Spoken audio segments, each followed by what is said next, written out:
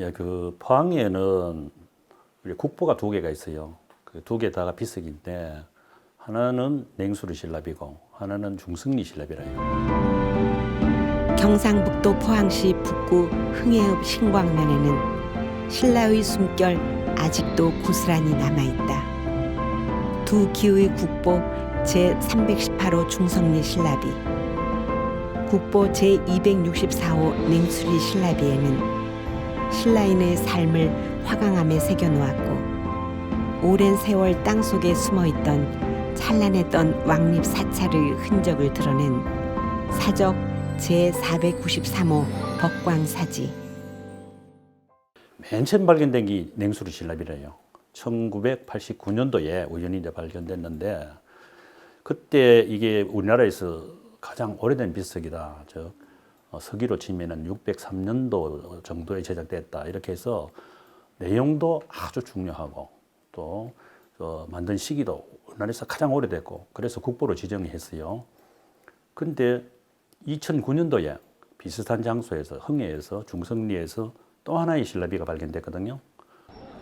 국립경주박물관 신라역사관 3실에는 경상북도 포항시 북구 흥해읍 중성리에서 발견된 삼국시대 신라의 비석이 있다.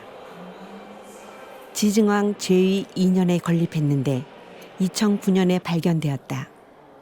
현존하는 신라시대 비석 중에 가장 오래된 비석이다.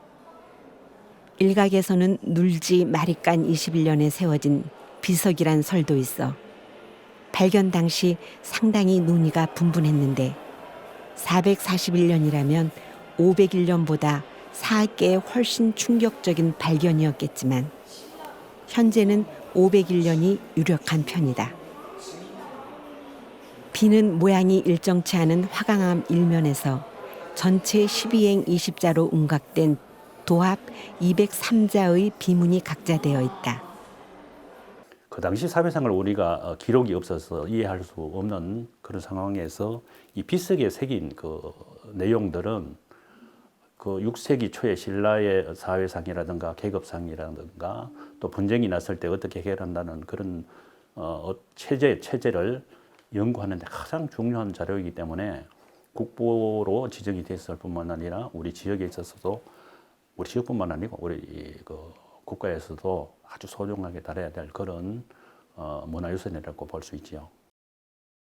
국보 제264호 냉수리 신라비는 앞면에 지도로 괄문왕이라는 지증왕의 주기 전 호칭을 썼고 계미라는 간지로 미루어 443년, 눌지왕 27년 또는 503년, 지증왕 4년에 건립된 것이 분명하여 한동안 신라 최고의 비로 알려졌던 경상북도 울진군 죽변면 봉평리 굽이 524년 건립보다 81년 또는 21년 앞선 것으로 밝혀졌다.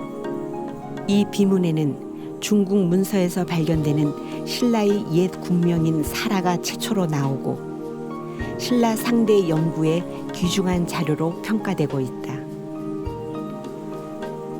지금 여기 서 있는 이곳에 있는 비석이 예 우리 그 토성면의 토성 위에 가장 대표적인 유물인 냉수리 신라비 국보 제264호죠. 예, 맞습니다. 예, 이 냉수리 신라비가 처음 발견된 계기 뭐 아니면 누가 발견했는지. 봄 돼가지고 밭갈이를 하는데 이 돌이 이제 그 밭갈이에 계속 걸리는 거예요, 전기에. 그래서 이제 그 소를 이용해가지고 이 돌을 빼자 이제 부자간에 그렇게 이야기가 돼가지고 이제 이걸 뺐는데 바깥으로 드러내 보니까 돌이 참한 거예요. 보셨다시피 매우 납작한 게. 아, 요거 집에 가져가가지고 빨래판으로 쓰면 좋겠다 이래가지고. 옛날에 빨래로 이렇게 돌에다가. 그래가지고 이제 가져가는데 이제 그 수도가에서 이제 이런 이제 우물가에서 이제 씻고 이러다 보니까 저 글자가 이제 발견된 거예요. 영일 냉수리 신라비의 내용은 절거리라는 사람의 소유 재산과 죽은 후 재산 상속 문제, 재산 분쟁 때 이를 해결하는 절차가 기록되어 있다. 더구나 영일 지역은 신라가 동해안으로 진출하는 전초기지였으며 한동안 외, 고구려의 영향이 미쳤던 곳이자 낭랑시대 한인 계통에 진솔 예백장 동인이 발견되기도 했음을 감안하면 더욱 그렇다. 냉수리 신라비에 보면 이게 문자가 있잖아요. 네, 그 네. 문자가 이두라고 네. 들었는데 네. 그러면 저 이두에 적혀 있는 것들이 어떤 내용인지 네. 옛날에 뭐 어떤 뭐 이런 재산에 관한 어떤 증명서 이런 게 없으니까 이제 왕이나 거기에서 이제 이걸 이제 그 재산의 어떤 그 증명서 예, 예. 그런 걸로 이제 이 지역이 철이 많이 났지 않습니까? 네, 네, 그런 철이 이야기 많이 있죠. 났는데 철을 당신이 이 지역에 나는 철의 어떤 그 소유권? 소유권을 네네. 당신한테 맡긴다. 네. 뭐 왕이 그런 식으로 이야기하는 그 네, 근데 신라 시대 때에 이곳이 제철을 하던 곳이었다. 네, 맞아요. 네, 그래서 네. 아마도 그 고대 시대 때는 그 무쇠를 가진 자가 권력을 가졌잖아요. 예, 예, 맞습니다. 그런 것들의 예, 예. 소유권 그리고 왕권에 대한 거 강화, 이런 것들, 예, 예, 예, 예. 그런 것도 좀 있었고. 예. 냉수리 신라비는 절거리라는 인물의 재산 소유와 사후의 재산 상속 문제를 기록해 놓은 것으로 공문서의 성격을 지니고 있다. 중성리 신라비의 비문은 토지 또는 재산권 분쟁을 조정하는 일종의 판결문 성격을 띠고 있다.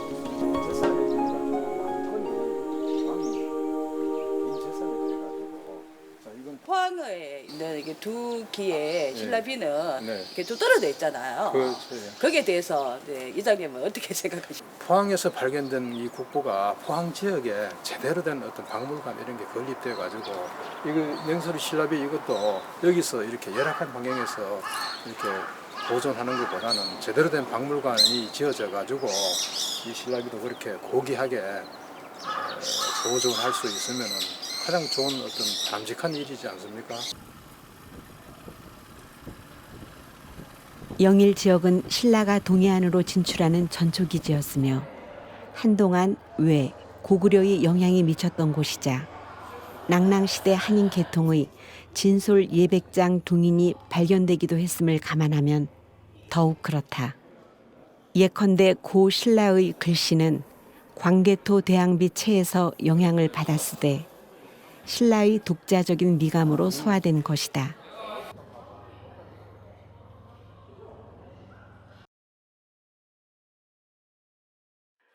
포항시 북구 신광면 상읍리에 25,000제곱미터 규모의 절터가 사적으로 지정되어 있는데 신라 시대에 지어진 법광사 터다. 신라 진평왕 때에 왕의 명령에 의해서 지어진 그 원찰이라고 합니다. 그 왕의 그 왕실의 어떤 뭐 명복을 빈다든가 또 이런 뭐 제사를 지낸다든가 이런 절을 원찰이라고 하잖아요. 지금 절터에는 석가불사리탑이 있고 연화석 불좌대가 또 있습니다. 그리고 상두기부, 빗속의 그 귀부, 또 단간지주와 그 조선 영족 때 세워진 사리탑 중수비 뭐 이런 것들이 그대로 남겨져 있습니다. 특히 그 사리탑 중수비의 내용을 통해서 그때 적은성기에 법광사의 모습을 유추해 볼 수 있습니다. 기록에 따르면 이 절은 신라 제26대 진평왕을 모시는 원당 사찰로 건축되었다. 창건 당시에는 갖가지 보배로 화려하게 장식해 왕궁보다도 사치스러웠으며 건물의 칸수를 모두 합치면 525칸이나 되어 불국사와 맞먹는 규모와 수준을 자랑했다 한다. 원효와 의상 등 신라의 네로라는 스님이 이 절의 주지를 지냈다고 기록되어 있다. 불상 대자에 봉인되었던 불상과 불두, 머리 없는 상태로 두 조각으로 나눠져 출토되었는데 불두가 없는데도 높이가 180cm나 되고 대자를 포함해 전체 높이는 460cm 이상으로 추정되었다. 이 불상은 505cm인 석굴암 불상보다는 작으나 신라의 왕경인 경주 지역에 다른 불상과 비교해봐도 매우 큰 불상에 속한다. 땅 속에 숨어있던 이런 유적들이 이렇게 많은 줄 깜짝 놀랐습니다. 이 법광사지가 어떤 곳인지 좀 알려주십시오. 인광에 살고 있는 어린아이들은 대부분 이제 초등학교 6년 동안, 그다음에 중학교 3년 동안 여기 이제 본가을로 소풍을 오던 그런 자리였죠. 예. 그래서 그때 당시에 올 때는 저희가 이제 그 절에 들어가 가지고 그 뒤에 보면 삼층 석탑이 있고 또 그 숲속으로 조금 들어가면은 이제 연화대라고 이렇게 예. 좌대가 있습니다. 거기 이래가 있는데 거기 이제 어릴 때는 뭐 압니까? 거기 가지고 올라가기도 하고 그다음에 삼층 석탑이 있는 그곳에는 이제 담장을 막 걸어 다니고 탑에도 이렇게 올라가고. 아, 그것도 예. 다 유불일들인데. 예, 그 어릴 때는 전부 그렇게 했고 이 절이 어느 정도 유명한 절인지 어릴 때는 그런 거 잘 몰랐습니다. 법광사 남쪽을 수호신처럼 지키고 있는 당간지주가 굳건히 펄럭이게 한 깃발의 모습, 아직도 신선하다. 대웅전터 동쪽으로 약간의 거리를 두고 남북 일렬로 6개의 또 다른 주초석이 남아있으며 주초석열 북쪽 끝에서 서쪽으로 꺾여 또 다른 주초석 2열이 놓여있다. 주위의 밭둑에도 주초석을 비롯한 많은 성물들과 누규전 조각이 흩어져 있다. 제가 알기로는 이게 어마어마한 이렇게 크기의 절이었다는 걸로는 알고 있고, 이 법광사가 어떤 절인지. 신라 시대 그 왕립 사찰이다. 그 정도로. 그러면 국가에서 이게 그렇죠. 관리하는. 그러니까 불국사에 거의 못지않는 그런 큰 절이었는데 아마 임진왜란 때 소실된 걸로 제가 알기로는 그렇게 알고. 포항 법광사지는 경상북도 포항시 북구 신광면 상읍리에 있는 통일신라의 사찰터이다. 2008년 1월 30일 대한민국의 사적 제493호로 지정되었다. 오래된 역사책에 나오는 해골 바가지에 담긴 더러운 물이 일체유심조라는 진리로 깨달음의 주인공 원효대사가 진평왕의 뜻을 받들어 창건한 법광사. 법광사는 통일신라 시대에 창건된 것으로 추정되며 여러 차례의 화재로 인하여 목조 건물은 피해를 입었으나 석탑, 당간지주, 귀부, 불상 좌대 등이 남아있다. 얼마 전 발굴을 마친 지표 아래에 있던 초석 및 장대석이 온전하게 보존되어 있으며 특히 추정 금당 유구는 고식 평면 형식을 따르고 있어 지금까지 한국에서 쉽게 볼 수 없는 중요한 자료로 평가되고 있다. 마을 주민으로서 네. 여기에서 사시는 분으로서 앞으로 이 법광사지를 어떻게 보존했으면 좋은지. 그러니까 이 절이 저희들이 이제 어릴 때는 이 절이 이제 논이었고 이런 상황이었는데 지금은 발굴이 어느 정도 많이 됐습니다. 네네. 발굴이 됐지만 복원된 건 아니죠. 네. 옛날에 이제 왕립 그 사찰 정도로 큰 사찰이었는데 터만 이렇게 덩그러니 있지 그 사찰이 복원되는 건 아니죠. 그래서 어떤 그 문화재청이나 이렇게 예산이 많이 확보돼 가지고 이 넓은 절터가 옛날의 영광을 되찾을 수 있도록 이렇게 법광사도 이제 이 포항 지역에서는 가장 큰 절로 재탄생되는 게 저희 소원입니다. 포항융합기술산업지구 진입도로 구간의 포항 흥해읍 대련리 유적에서 금제 굵은 고리 귀걸이 한 쌍을 비롯해 금제 가는 고리 귀걸이 2쌍, 은제 팔찌 한 쌍 등의 장신구류와 다수의 투계가 출토됐다. 금제 귀걸이 유물은 신라와 고구려 교류를 밝힐 수 있는 것에 큰 역할을 했다. 포항시 북구 신광면에 있는 냉수리 고구는 삼국시대 신라 시기에 굴식 돌방 무덤, 횡열식 석실분이 출토되었다. 신라에서는 드문 대형 무덤에 석재도 큰 것을 사용했다. 대련리는 흥해잖아요. 그죠? 흥해 좀 고분군들이 많이 발견되고 있고요. 또 냉수리에도 대형 고분군이 지금 발견됐습니다. 그리고 이게 흥해와 신광 등지에서 이런 것들이 나오는데 그 이유가 뭐냐 하면은 흥해, 신광, 기계 지역은 옛부터 고인돌이 많이 발견돼요. 그러면 고인돌이 발견된다는 말은 일찍부터 그 고인돌을 축조할 수 있는 어떤 집단이 살았다는 그런 작은 정치적 집단이 있었다는 것을 의미하는 것이고, 특히 대련리라든가 냉수리 등은 동해안 지역으로 갈 수 있는 그런 길목에 해당되고 농경 친화적인 자연 환경을 지닌 그런 천혜의 고장이었습니다. 청곡사는 샘천, 골짜기 곡, 영험한 샘이 솟는 골짜기에 있는 사찰이라는 의미를 가지고 있다. 천곡사의 유래는 신라 제27대 선덕여왕이 피부병을 고쳤다는 설에서 시작된다. 여왕은 천곡룡 아래 솟아나는 신비한 물의 효염에 감사를 표하기 위해 자장율사로 하여금 사찰을 세우게 하였고, 천곡사는 포항 지역의 최초 사찰이 되었다. 선덕 여왕이 여기에서 피부병을 고쳤다고 해서 그런 이야기가 있습니다. 그래서 여기 섭정이라는 요 우물에서 그 피부병을 고치기 위해서 목욕을 하셨다는 일화가 있고요. 그 병을 고치신 여왕께서 이제 자장에게 이게 절을 짓도록 해서 여기 밑에가 보면 천곡령이라고 이렇게 물이 흐르고 있거든요. 그래서 이제 이름을 천곡사라고. 임진왜란과 정유재란 이런 것들을 거치면서 절이 또 많이 소실이 됐어요. 그러다 보니까 뭐 그 고찰의 그런 의미보다는 이렇게 천곡사의 이제 선덕여왕의 피부병을 낫게 해준 석정에 있다는 그 일화말이 지금 남아 있습니다.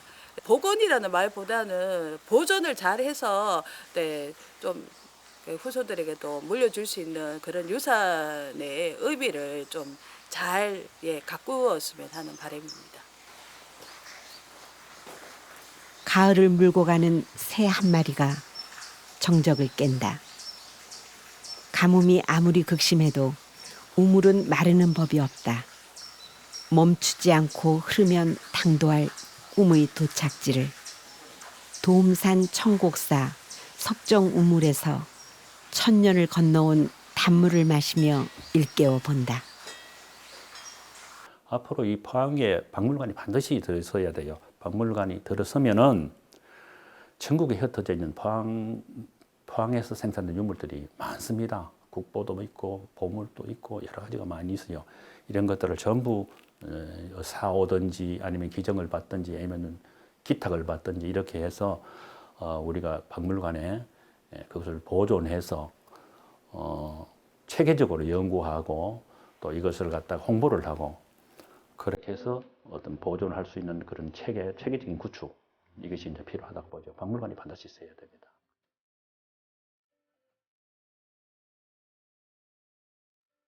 흩어져 있어 집중하지 못했던 신라의 시간이 죽음은 우리들에게 가깝게 다가왔으리라 기대해 본다. 국보 제318호 중성리 신라비, 국보 제264호 냉수리 신라비, 사적 제493호 법광사지, 대련리 고분, 냉수리 고분, 천곡사 석정 우물까지 포항에서 신라의 숨결을 찾는 여정은 무더운 여름을 거쳐 가을이 알토란처럼 무르익는 좋은 계절로 데려다 주었다. 역사는 현재와 과거의 끊임없는 대화의 장이라고 했다. 증문해를 훌쩍 건너온 신라인의 타임캡슐이 오늘 우리에게 왔듯이 미래에 보낼 너와 나, 우리의 타임캡슐에는 무엇이 담겨 있을까?